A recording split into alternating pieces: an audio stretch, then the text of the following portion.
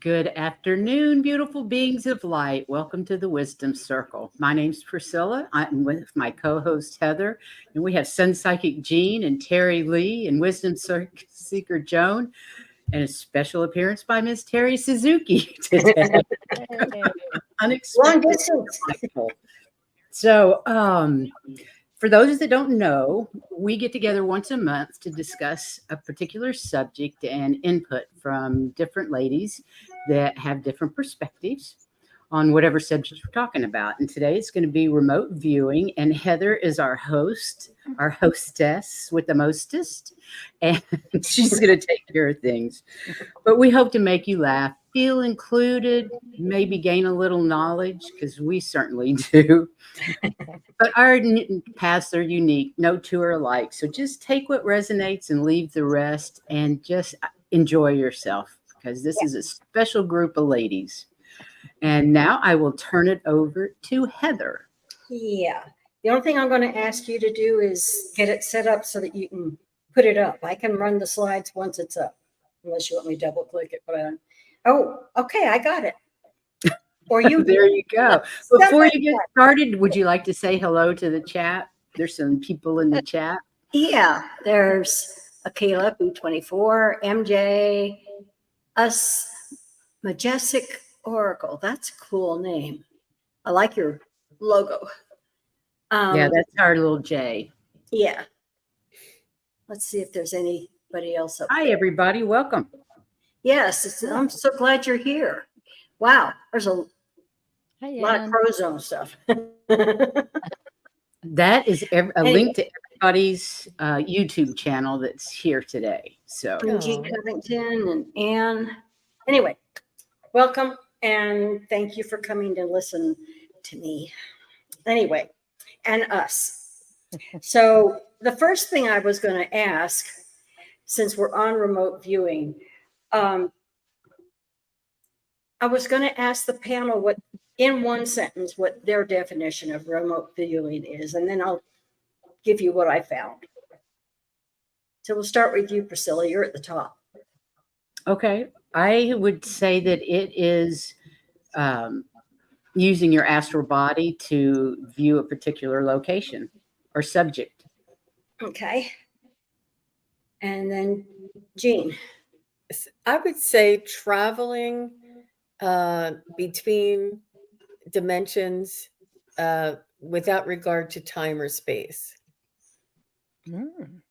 Okay. And remote viewing for you, Terry Lee. I would say it's an extension of your energy.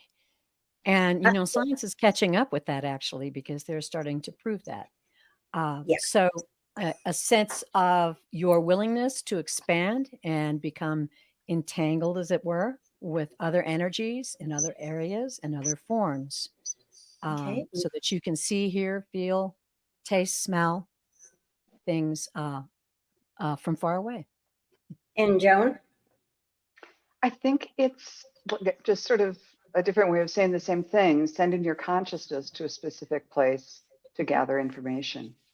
Now that's different. Sending your consciousness and actually traveling there are two different things. Okay. And that one goes with what I came up with for remote viewing, because that we're supposed to be hidden and nobody was supposed to detect you. Okay. So, and Terry? I would have to go with that it's kind of using the universe, the universal powers kind of to go in your astral body somewhere else, take a look and come back. Okay. Well, the definition I got, that's weird, was the act of seeing objects near or far by using the mind. The ability to view places, people, and activities at any place without being there personally and without the aid of cameras. So in other words, you're not astral traveling, you're just viewing it. Does that make sense? Yes.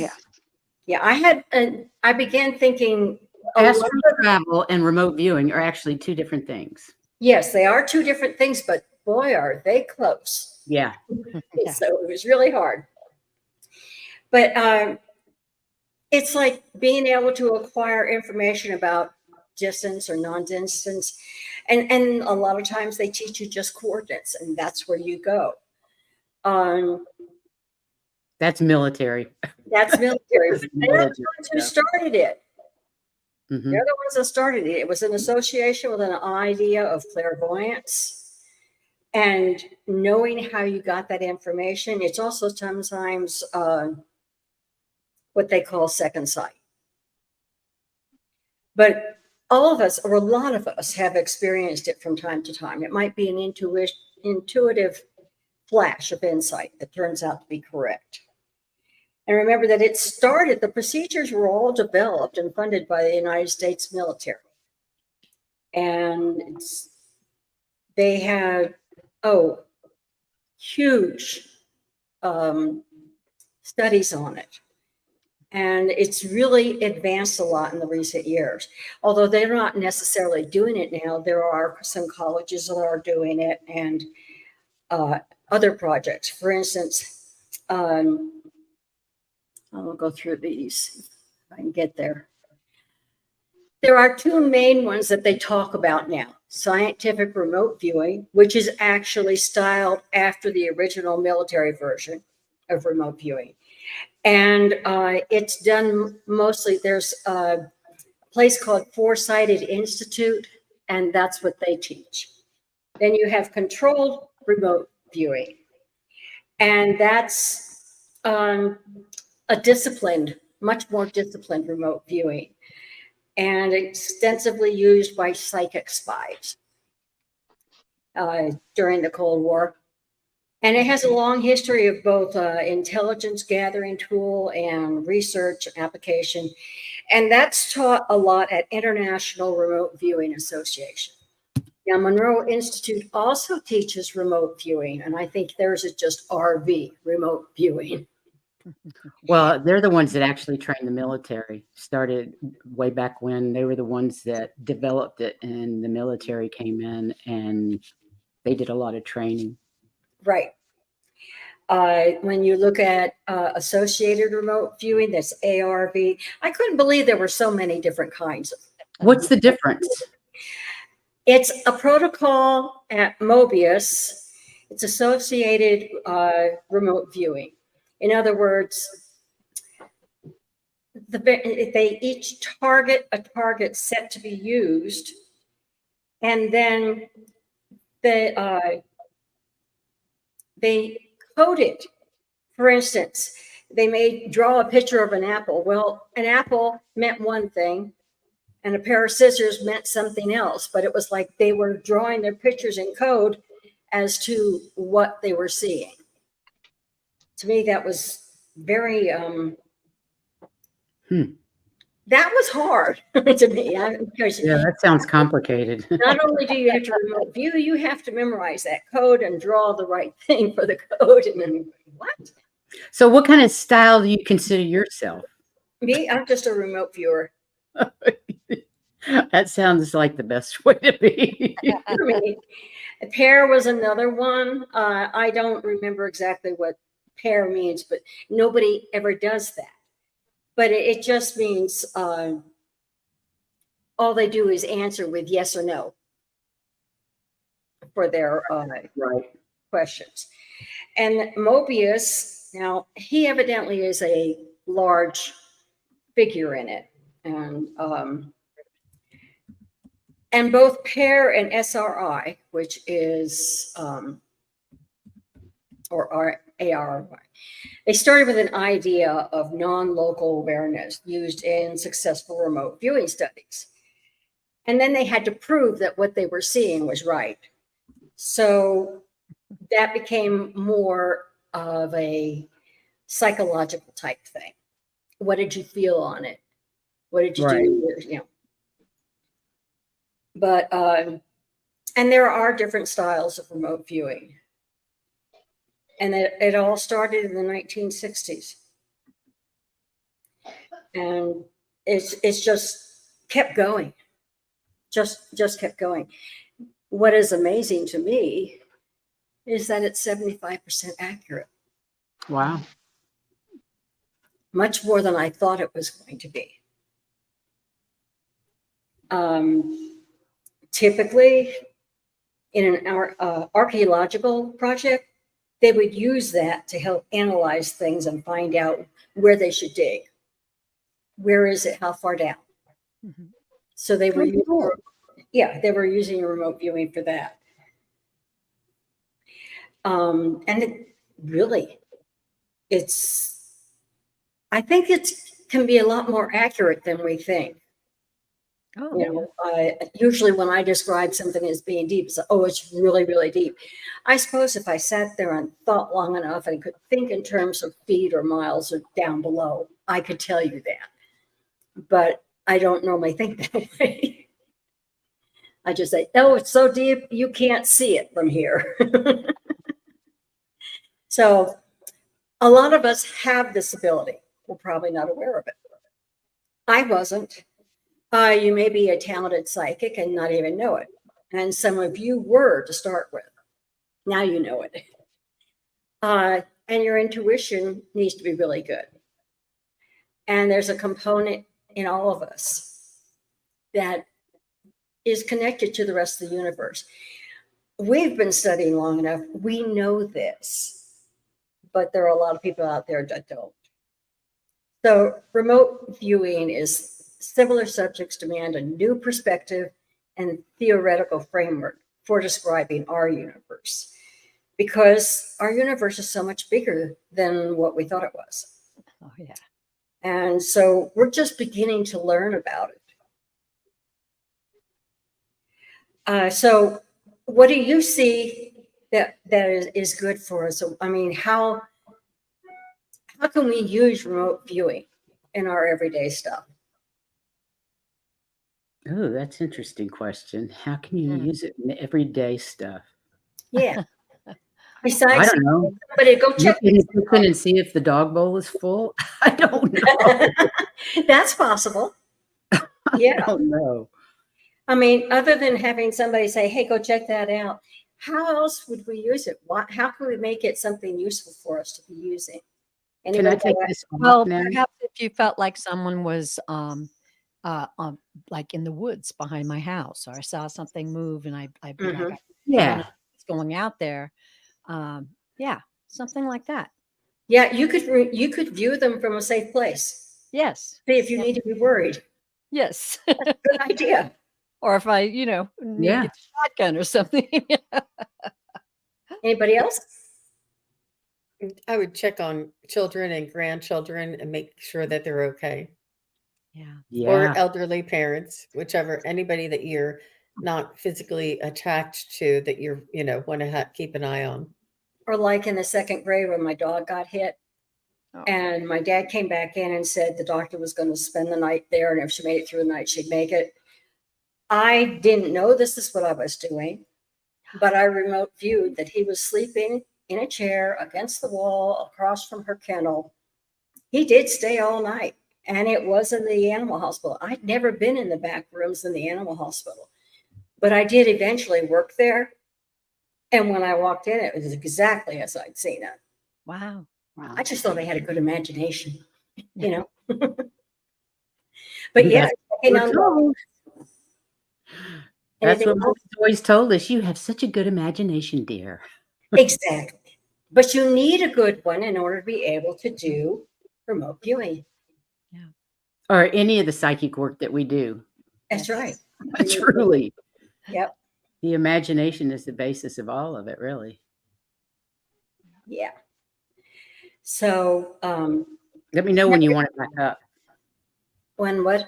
You What want about- to slide back what up? about Are you just- ready? If there's Very. any questions anybody has so far, that's Well, fine. here's one. Okay.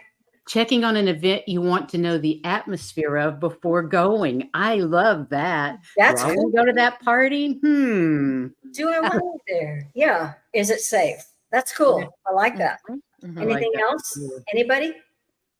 I don't see anything else. Okay.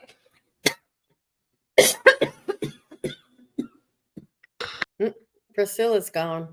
I think she tried to put up your Uh-oh. There. Now she can put it up when she gets back. There There she goes. Hey. Okay, so it's the ability you can go within your mind. That was still continued with more stuff, but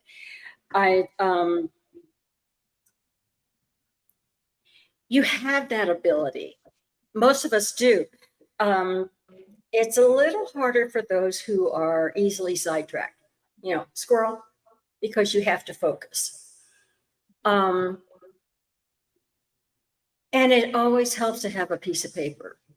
I know when I do it, I just see one thing. If I start to talk about it, I start seeing tons of things. Or if I start to write about it, I can think of more things that need to be put down. But if I don't do that, that opening is where I stop. I Oh, don't interesting. further. That makes sense, though. Yeah. Jean's nodding her head like, yeah. But as you start relating what you see more, or I do anyway. And it was right that there was the military Stargate program. Mhm. And there are still lots of different ways that it's taught. There's even a workbook you can buy for remote viewing. I had a workbook from the Monroe Institute. Do you? It was a workbook and CDs. That's how old it was, CD. I Wow. know when I started to look at what they did to teach it, I'm going, that's too much work. I don't want to do all that. I Well, don't just think right about it. Remote viewing is pretty much like everything else in our community these days. The veil's do it. thin. It's easier to connect. It's easier to do Yeah, you don't whatever need you want to do. exactly. And good remote viewers, Yeah, Cody says he has a friend who teaches remote viewing right now. that's Wow. cool. That's That's cool. good. Has he ever thought about taking them? Yeah. Have you taken the class, Cody? Just curious. Just curious. Yeah. So good remote viewers learn to trust their feelings of uncertainty and ambiguity. I think I said that. Ambiguity. Thank you. That Close. works.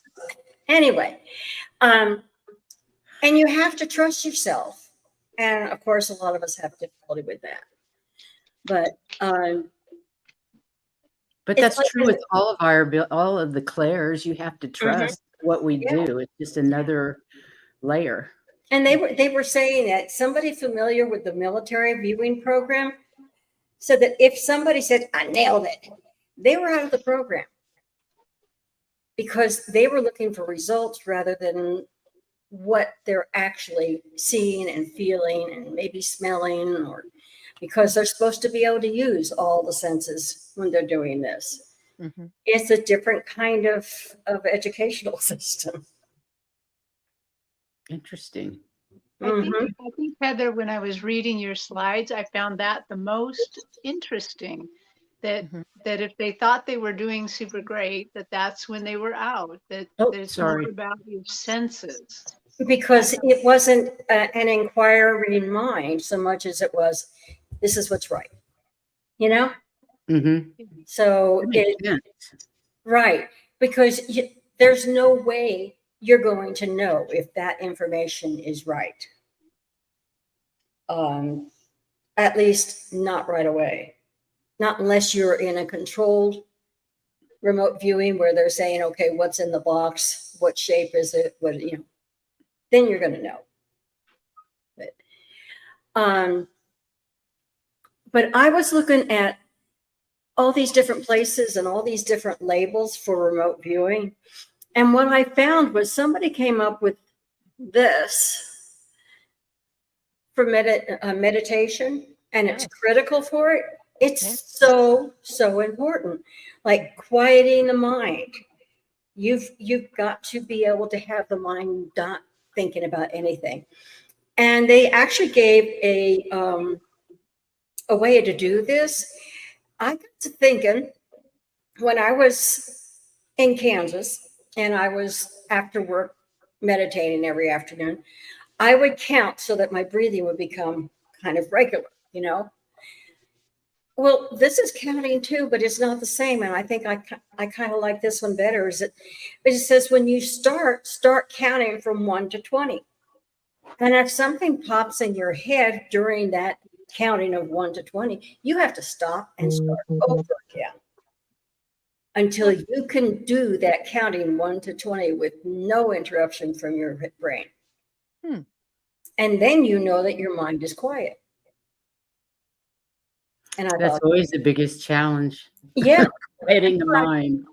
that's why I put that in there. I said, if you're struggling to achieve mental clarity and create a black void, the exercise seems to work. And I got to thinking, that's kind of what I did to start with. And I thought, this is easy.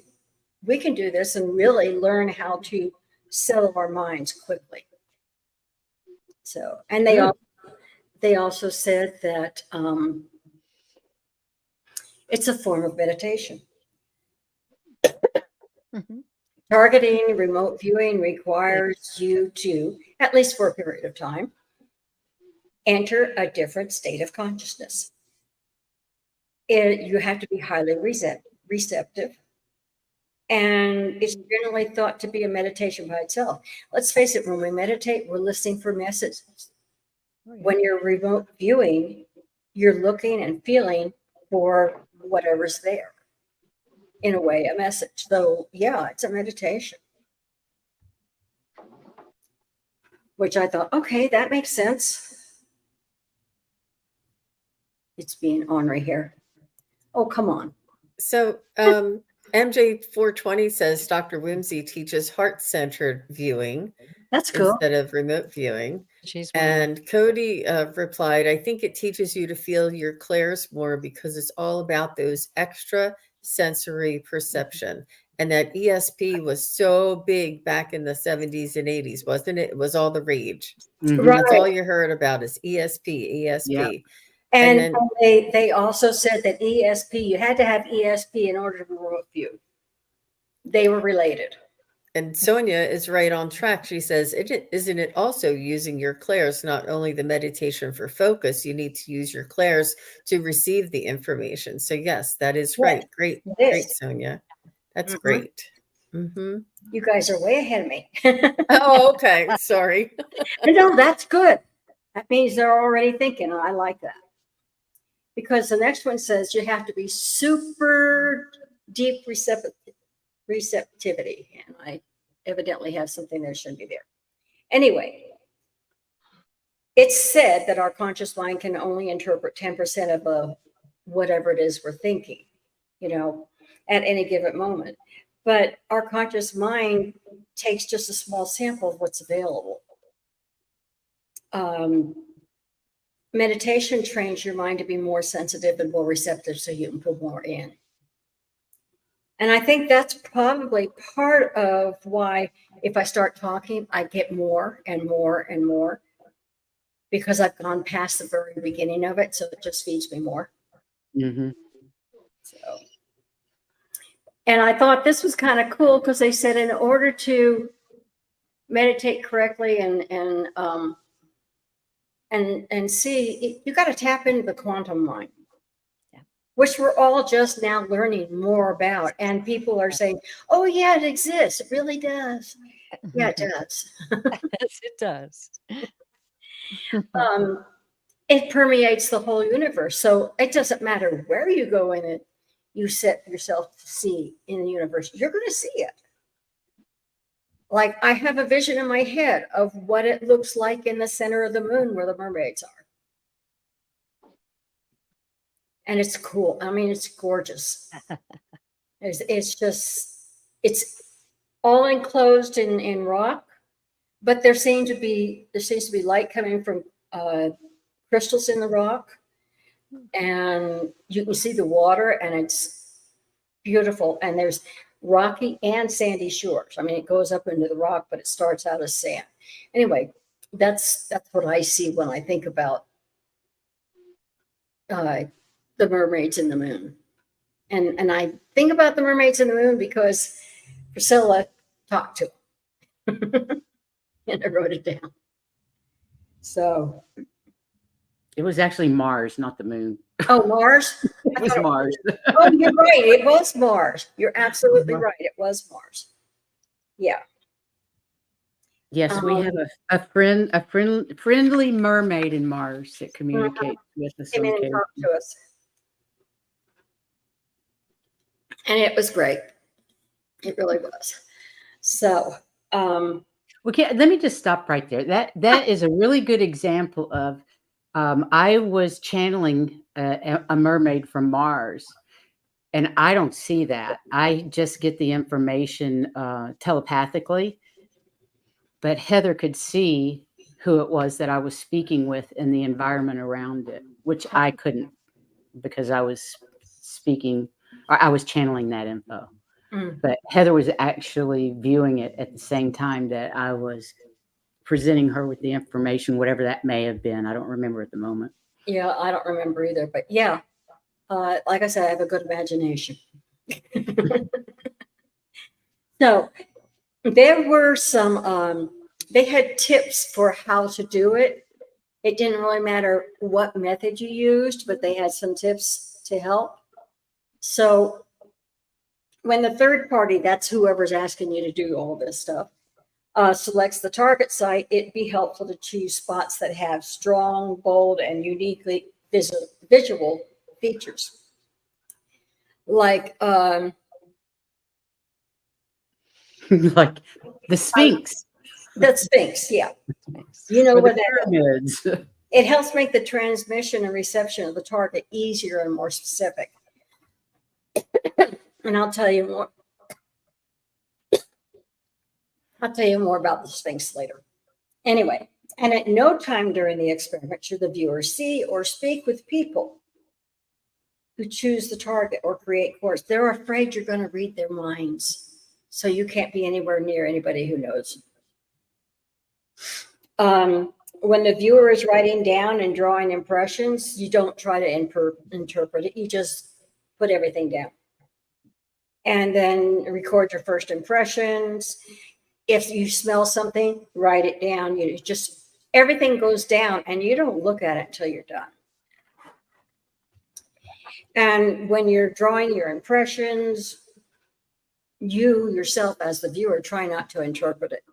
You just say what you see. It's kind of like when Priscilla relays a message, she relays exactly what she hears. She doesn't try to interpret it. And it's like the rest of you, when you're doing your readings, Yeah. you say what you see or what you hear, but you don't try to interpret it, because for us, it probably doesn't mean anything. Mhm. Right? Correct. So you all know where I'm coming from. Okay. And it says that it's up to the individual viewer. If you just be relaxed. Sometimes, I mean, if somebody puts you on the spot and says, "What's there?" I usually have to wait for a while, because that's what's there tightens everything up in me. I have to let everything relax, and then I can find out, but I can't do it that fast. And like everything else that we do, we try it and we try it again and we try it again until we do it. And the more we do it, the better we get. Yes. So anyway, I was going to ask you guys what kind of experiences that you had, but I thought maybe I better go first so you know what I'm asking about. Okay. Good idea. Okay. These are some of the things I remember. And I told you about in the second grade and my dog getting hit by a car, and I visited her in the middle of the night. I thought I was dreaming. It was good imagination. I felt good after it. Yeah, he's there. He's taking care of her, but I didn't think it was real. And then one day I was thinking about the Sphinx and wondering about it, because they closed it off so much. And they talk about the library. Well, I could see the library they were talking about. And I understand closing that off because it's all in scrolls. You don't want anybody messing with those things, But they've got tons of scrolls there. But all of a sudden, I found myself in a different passage. And when I looked and I turned around and looked back, and there was behind me, kind of like a doorway or opening to the hallway I'd been in. Only nobody ever saw it. It was like hidden. And all I could see in front of me was like it was a platform, and then there were steps going down. So I went down the stairs, and there was this huge room down the stairs that nobody was in. It was, or been there for a long, long time. And it was kind of cool because the first thing I saw were shelves with machines. And I don't even know what the machines were, but there were machines, and there were scientific stuff and experiment type things and flasks and books. But the thing was, over to the right was like a one passenger spaceship. I don't know how they got it there. I don't know how they're going to get it out. But it was just sitting there in perfect shape. And I'm going, that's cool, Anyway, so yes, I do remember the space. And the thing that I feel is lucky for me is that if I've talked about it and mentioned it or really tried, it makes an imprint on my brain. And so when I go back to talking about it, I can see the same thing over again. It's not gone. It's imprinted. That's cool. In it. And like inside Mount Shasta, when we were there, I went down in. I don't know how I got to it because I was down in the middle of the big city. I don't know the way I got there, but I know I was down there. And it was a bustling city, and it was kind of cool. A little scary because nobody looked like me, but it was still kind of cool. What did it look like? Oh, it had buildings, but it was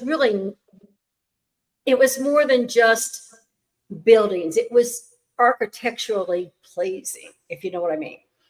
I mean, the buildings were different, and you wanted to look at them and see everything. And there were statues around, and this is new stuff for me because I'm looking. And fountains. They had fountains going through, and it reminds me a little bit of Texas, San Antonio with the river running through, because they did have some canals running through there. So is it like crystal light inside? The lighting again is with crystals. Yeah. Hmm. And it's coming from above. I don't know. I didn't see any sides, and so I don't know if it's got on the sides. But you could, the light was shining from the crystals. Cool. It's kind of like starlight, only it was crystals. And then Lake Tahoe. I didn't realize that lake was so deep. Yeah. I mean, it is deep. And down at the bottom of it, again, I don't know how I got down there, but down at the bottom there is, it looks like a sci-fi station, because it's got like a dome area, and ships come in from underneath it, and it's all dry under the dome. And they come out of the water into the landing area, which is dry. They just get out and everything is dry. But it's like that dome keeps the water out. And there are... Oh, cool. I haven't gone any further than where you land. I haven't walked in any further than that yet, because that was cool. You know? And Antarctica, Antarctica is a little bit like the same way, because again, way deep. There's passages through ice, but when you go down under the water, there is a domed area that acts like it does in Lake Tahoe, so you can go in underneath it. I just know it's there. And I know they go in and out, but I've never really, Can you go in and out? huh? Can you go in and out? Only if I'm in one of their kinds of ships. Because No, it's, remotely. When you're remote viewing, can you go in and out of the dry area? yeah, you I just haven't, explore it? I could, I just haven't yet. Okay. I get stopped at the landing place. Right. Not Go sure. no further.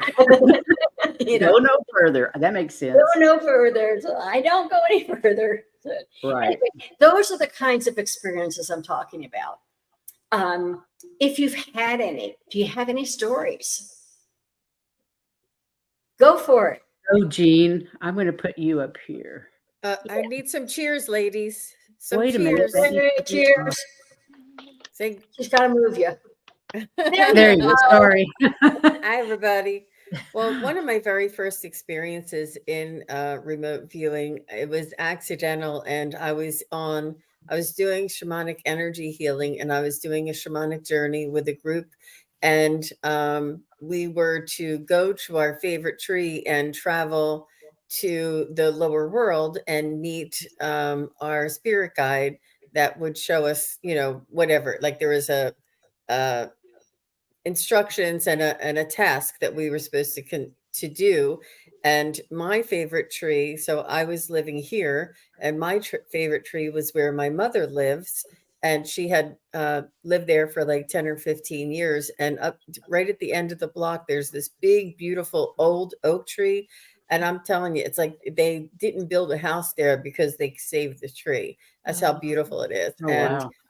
so I wanted to go to that tree. So I'm in this shamanic journey, and our teacher is like drumming away, and everybody's going on their journey. And I'm like, I'm going to go visit my mom. So I went over to my mom's front window in her kitchen. She has a big bay window in her kitchen.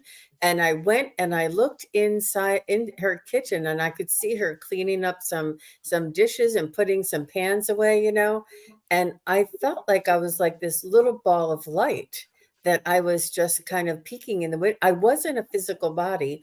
I wasn't a human. It was just me, it was like a little ball of light, like it was an energy source. Like your And consciousness. perhaps I think it was more than that. It felt more real, because then I went to the tree and then went into the portal in the tree in order to go to the lower world and to complete my journey, the task of meeting my spirit guide and having them, show me around a little bit or whatever we were supposed to do in that journey. Cool. But the fact that I went over and looked at my mom, so the next time I talked to her, I said, "What were you doing at 7 p.m. on this night?" And she was like, "I don't know." She didn't know what she was doing.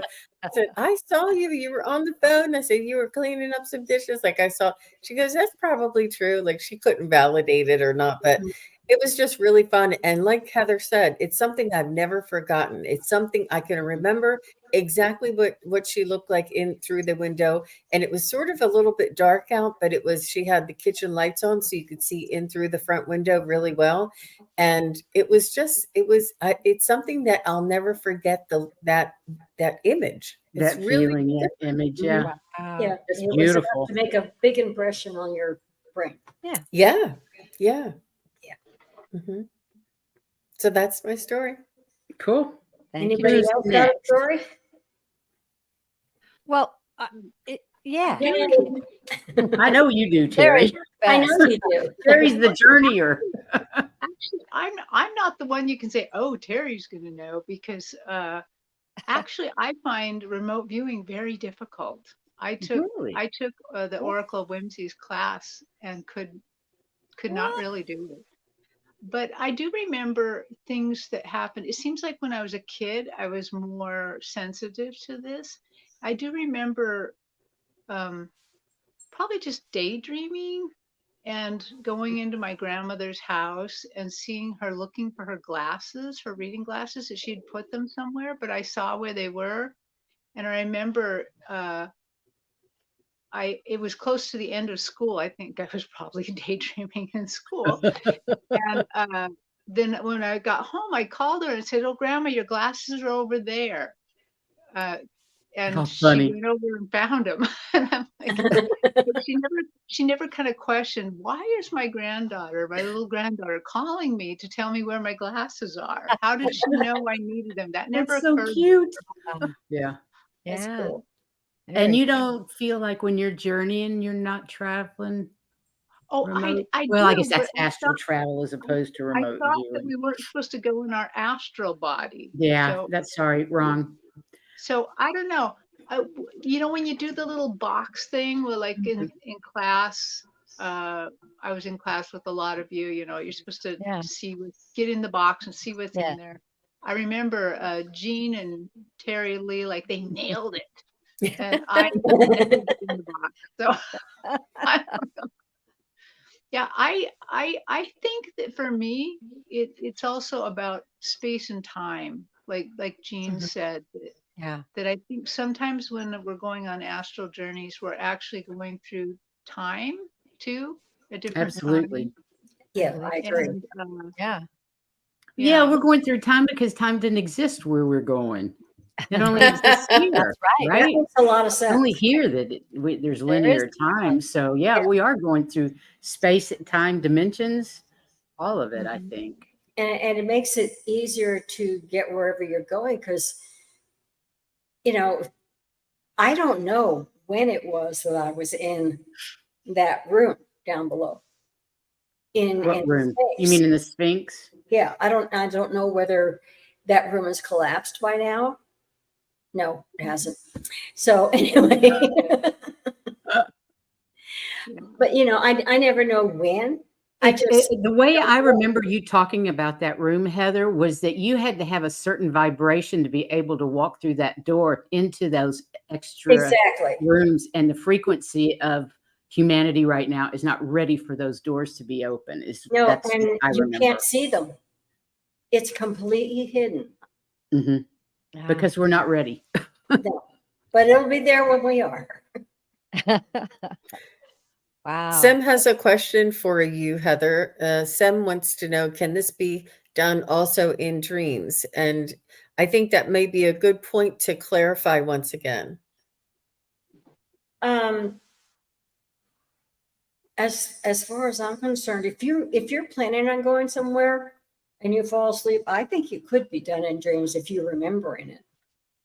I really don't know. What do you Well, think? I thought we were saying that when you do it in dreaming, it's called astral traveling. When you do it in Right. awakened state, it's remote viewing.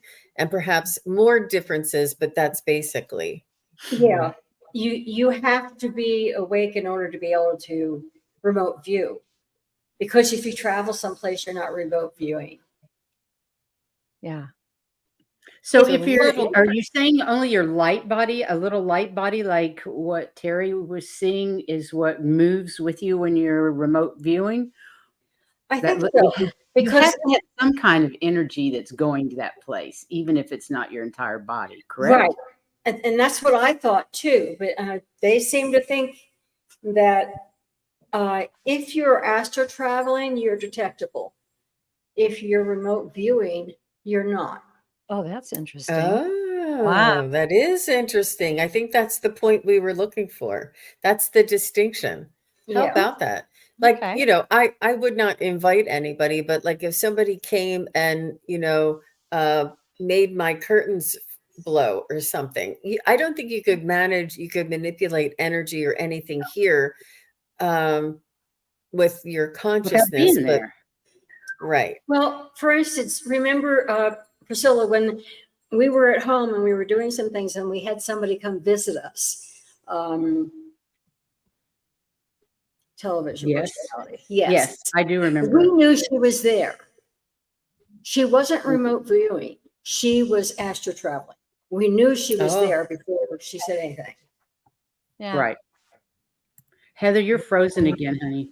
We're getting I out there. know, but, We're getting a way lot out of- there. So But you you can aren't hear- traveling. You're observing only. You're not traveling. Right. Okay. That makes sense. Yeah. I have some interesting experiences and I'd love to get your Yay. take on it. I have Yeah. too had remote viewing like experiences when Oh. we've been doing the shamanic meditation and especially with drums, that's amazing. But sometimes I accidentally go somewhere else. Like the about 3 or 4 in the morning, I had been awake. I got up. I had a drink of water. I, laid back down. I was not asleep. All of a sudden, when I went to get in my bed, I thought, this is not my bed. And I felt like I was curled up in the corner of a cement building, and I could hear bombs. I could hear people screaming. I could feel just terror. I'm like, and I'm looking around, but that's where I was, but I knew I was awake. And Right. then I heard language and I heard people talking, and I listened very carefully to see, well, where is this? Where is this that I'm at? And it was Ukraine.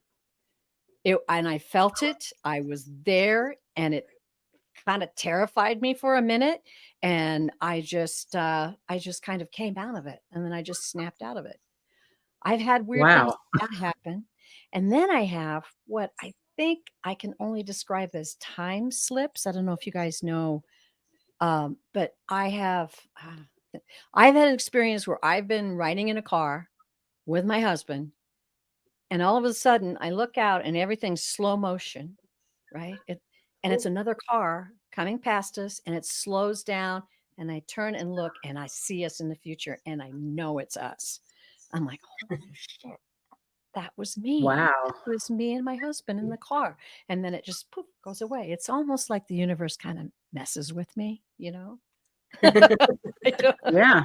it's They have a like sense of playing a humor. joke on me or something. But I have real weird kind of time slips. Time slips are a known fact that it does happen, where someone, I'll give you a great example. A gentleman went shopping with his wife, and she went across the street into the ladies' clothing store, and he went over to get something, I think at the hardware store or something. He comes across the street, and he walks to where she was, but it wasn't the ladies' clothing store. It was a library or a bookstore. That's what it was, bookstore. So he looks around, and everybody's wearing clothes from like the 20s and 30s. Everybody was dressed, and he had that like, holy crap, what's happening to me kind of feeling. And then he turned around, walked back across the street, said he was terrified, and then he walked across the street again, and the ladies' clothing store was there. And they did research and found out about that city, and what was in that city in the past Mhm. was the bookstore. So, and that's a Wow. time slip. That's a time slip. Yep. So Dee, dee, interesting dee, dee, dee, stuff. dee, dee. Yeah, I That's love cool. stuff like that. Yeah, I think that's cool. That's cool. And that's definitely changing times. So, Terry Yeah. Lee, do you think that he was back in the 20s, or do you think he was viewing back in the 20s? Were the 20s real, or were the 20s his memory?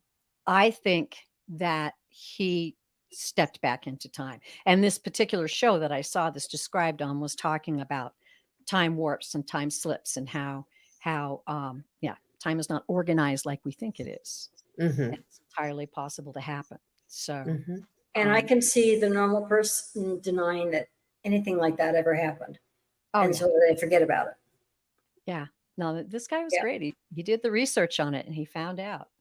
So yeah, interesting, because, and also he was looking for his wife. So it wasn't like he was remembering a past life where he didn't have his wife. Mhm. She should be here. Where is she? What is this place? And then that whole thing happened. Wow, that's crazy. Yeah. Yeah. Well, I had a time slippage, I think is what you would call it, to Yeah. avoid a wreck. I was merging, and I knew I was going to die. I knew I was going to die. I could see the wreck coming. And the Wow. next thing I knew, I was exactly where I wanted to go, and everything was fine. Oh yeah. In a split second, Yes. I was from one lane and moved over 4 lanes. Yeah. Mhm. In a From the split beginning second. to the end without any middle. I'm not Yeah, sure. it was the That beginning and sounds end and no middle.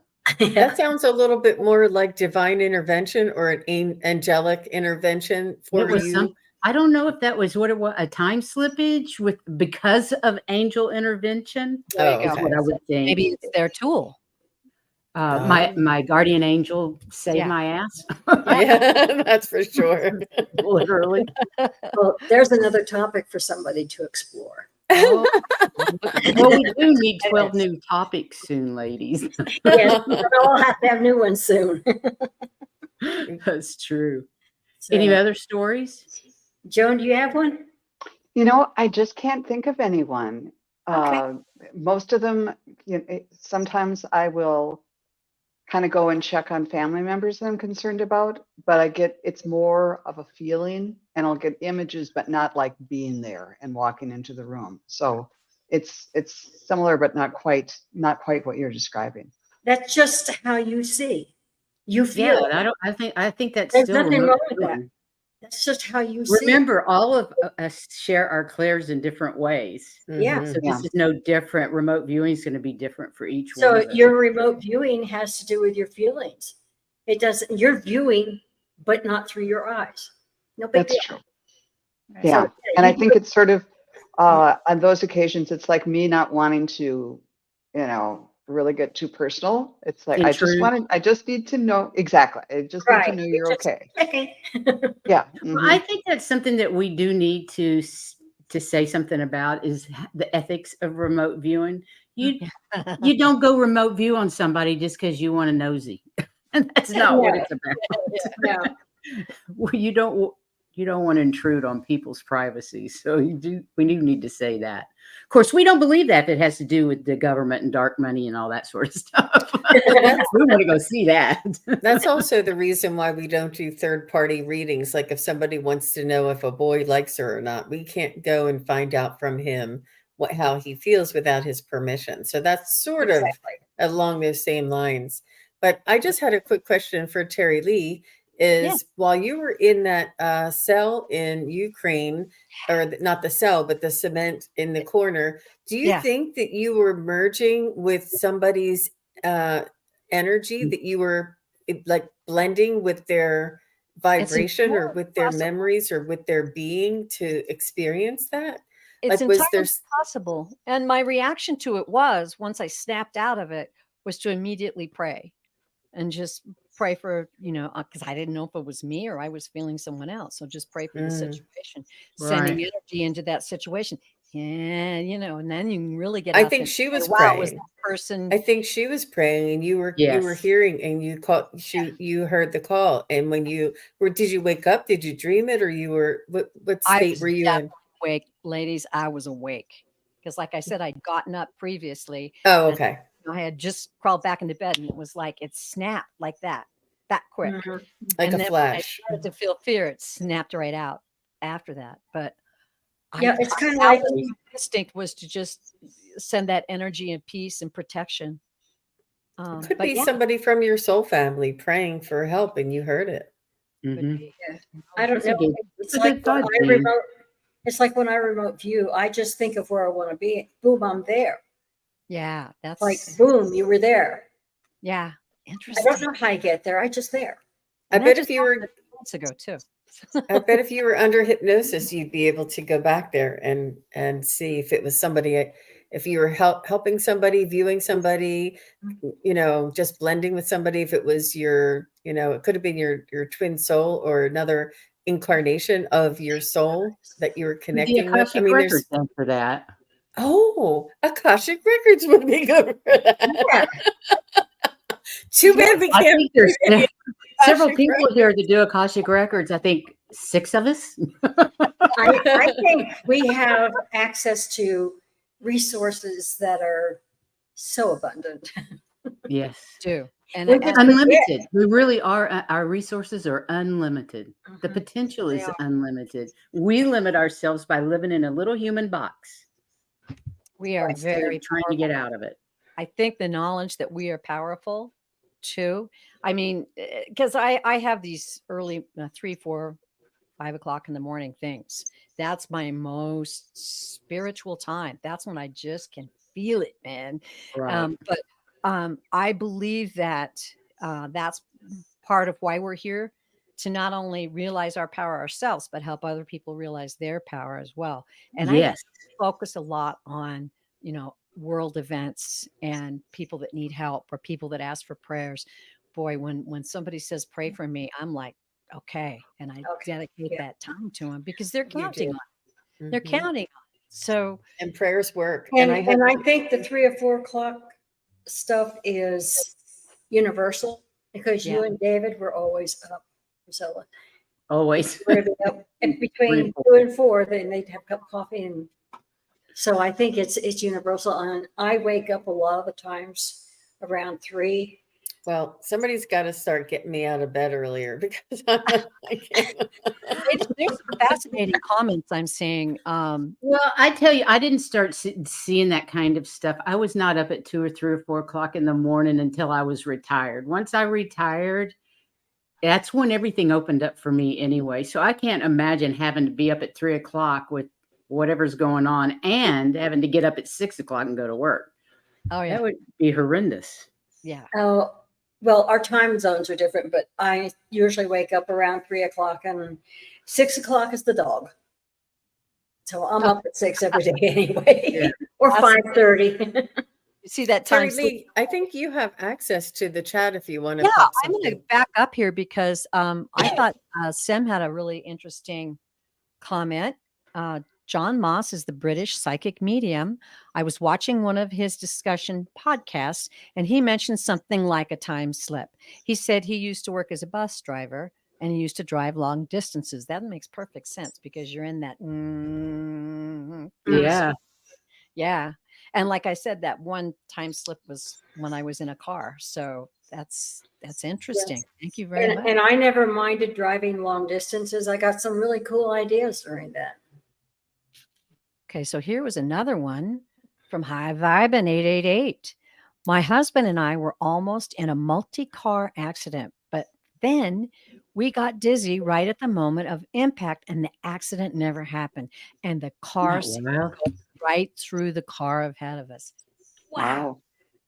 That is Wow. wild, but Definitely intervention. yeah, absolutely. You know, I've also heard people talk about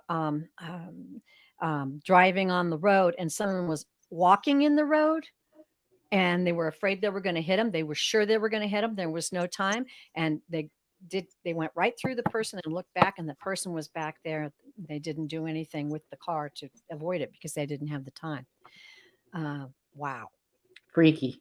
Yeah. Well, wasn't that soul's time to exit the planet? Maybe. I don't know. I don't know either. We don't know anything. Do we? I know nothing. The more we know, the more we know we don't know. That's true.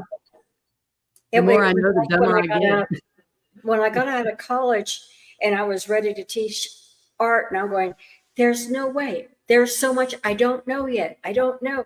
Then I walked into the classroom. They know a heck of a lot less than I do. I can teach. So do we have time? I have another quick little story when Please. Heather, we were in practice and we were in a breakout room together. Heather and I were together. And I asked for a message from my father on the other side. And she starts telling me that, you know, he has curly hair or whatever, and, you know, whatever. And he's this tall and he's this, you know, and it looks like he walks in a front door and it looks like there's stairs to the left. And he walks back to the kitchen and I see a room that has a fireplace. And then I'm like, Heather, you're in my house where I grew up. I'm like, you can see all that? And she's like, and he didn't live there and I didn't live there, but it was when we were growing up that she was in that house. And she said, yeah, this room had mirrors in it. This is where the dining room was. And I was just floored. Wow. And it was not existing, our house at that time, but it was her trying to connect with my father. I don't know if he had these memories that she was picking up on, but she was definitely there and had the whole layout of the house. And then I said, let me see which bedroom is mine. And she said, okay, I go up the stairs, I make a left and it's the first bedroom on the left. And I just about lost it. And there are 6 bedrooms in that house. I'm like, there's no way you could have known that. Wow. And it was exactly the bedroom where I grew up as a kid. I mean, Wow. I haven't been there in, 40 years, but I mean, That is so cool. 30. Mhm. That's what Yeah, I that said. was What she seeing? Because that house is not there at the time. So was it your dad's memory? What was she seeing? Your memory? Well, there's no time past us, so it could have been anywhere. Yeah, it's could fascinating have to been think him about. trying to impress what he remembered because that was, when we were all growing up. I don't know. Mhm. I don't know, but she knew it. She knew which one. Wow. She knew it was really, I was like, I was letting her go, letting her go. And then when she said the fireplace room and described the fireplace room, I was like, okay. Wow. That's what I said. If I get started, I just keep going. That's so cool. And it's great for finding things, perhaps, or finding, reconstructing an accident or something, like trying to find out what happened at what time, slowing things up and backing them up and Mhm. going through step by step. It could be used for many different things. Yeah, I have got to be able to do this. It drives me crazy. I'm going to start practicing. I was just going to say that. That's so funny, Priscilla. I'm like, yeah, I'm Practice is going to good. meditate right now and get my meditation on. I got to go. I got to go meditate. Use that 20-second thing. But there are a lot of places you can learn it. Yes. But it's basically meditation, and you do that very well, so there should not be any problem. Yeah. Love to meditate. I have considered doing it, a class several times. Sometimes I have a lot of interest and I want to learn and do things, but I keep being reminded to focus on what it is Yeah. I'm doing right now and perfect that. And yeah, don't worry about that right now. Stick with this. I have stacks and stacks of don't worry about that right now. I know. I know that feeling. I Books get and up, I'm like, projects. oh, I need to do this, this, this, and this. And I end up doing, no, you need this. I end up doing that. Yep. Well, it's an hour, ladies. That was jam packed. Heather, Yeah. thank you so much. Oh, That was thank you really all for all interesting. your stories. That's what makes the show. We love the stories. And everyone in the chat. Great Mhm. stuff in Yes. the chat today. Great. Thank you, everybody in the chat, for being here. We appreciate you and hearing about your stories as well. And I guess we have a show tomorrow on Atlantis, on the Crone Zone at 3:00. Ladies, do you have anything coming up in the next day or two you'd like to share before we go? Yes, Wednesday, November 8th, I will be reading solo at 5 Eastern, 4 Central, 3 Mountain, and 2 Pacific. And then the next day, Thursday, November 9th, I'll have a special live guest, Terry Renner of Holding Your Lovely. Space. And that will be at 3 Eastern. So come on board. Joan, Check it what out. about you? Wednesday, 5:30 Eastern, 4:30, 3:30, 2:30 Pacific. Juno and I are getting together for our monthly Oh, yay. collaboration. So that'll be fun. Yay. And Jean? I'm going to be preparing for my next psychic fair on Saturday the 11th. Oh, I can't wait to hear about that. That's going to be fun. Great. And we have Jay Marcus, Majestic Oracle. She's going to be with us next Saturday. So we've got Atlantis tomorrow, which is mainly channeled information, not by me, but by somebody else. From And then Metatron. Jay on Oh, Saturday. cool. So you guys have a great rest of your week. Thank you for being here. And we love you all. Go out and shine your light and try And I this wanted to remote say- viewing and get back to us. Thank you for all of this technological, fantastic stuff where we wouldn't see Terry, because Terry is not even in the country. Where are you? I'm in Japan.